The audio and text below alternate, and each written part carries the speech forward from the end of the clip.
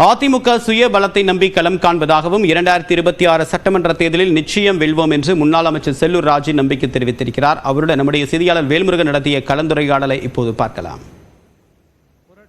மதுரையில் டங்ஸ்டன் விவகாரத்தில் நிரந்தர முடிவு எடுக்கப்படும் எதிர்பார்க்கிறீங்களா?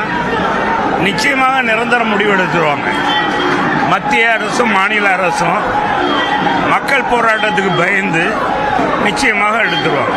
இப்போ திமுக இருமாப்புடன் 200 தொகுதின்னு சொல்லி விமர்சனம் வைக்கக்கூடிய அதே தருணத்தில் அதிமுகவும் 200 தொகுதி வெற்றி பெறுவோன்ற ஒரு நம்பிக்கையில சொல்றீங்க.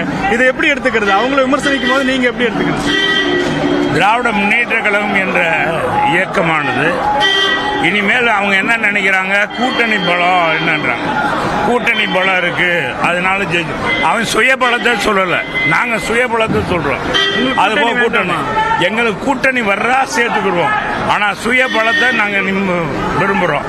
அதனால அண்ணா திராவிட முன்னேற்ற கழகம் என்ற இயக்கம் வருகிற 26 வெல்ல போவது உறுதி.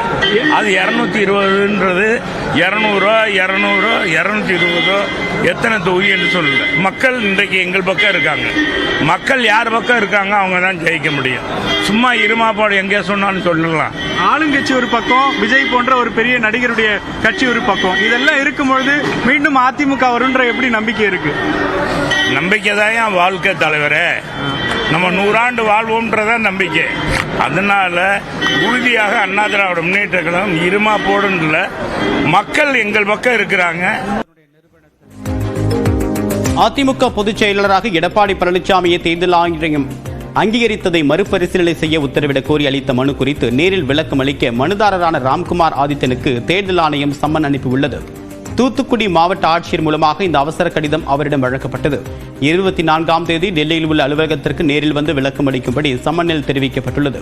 முன்னதாக தன்னுடைய மனு குறித்த தேர்தல் ஆணையம் எந்த நடவடிக்கையும் எடுக்கவில்லை என்று அதிமுக உறுப்பினரான ராம்குமார் ஆதித்தன் மதுரை உயர்நீதிமன்ற கிளையில் மனு தாக்கல் செய்தார். இந்த வழக்கு விசாரணைக்கு வர இருக்கக்கூடிய நிலையில் சம்மன் அனுப்பப்பட்டுள்ளது.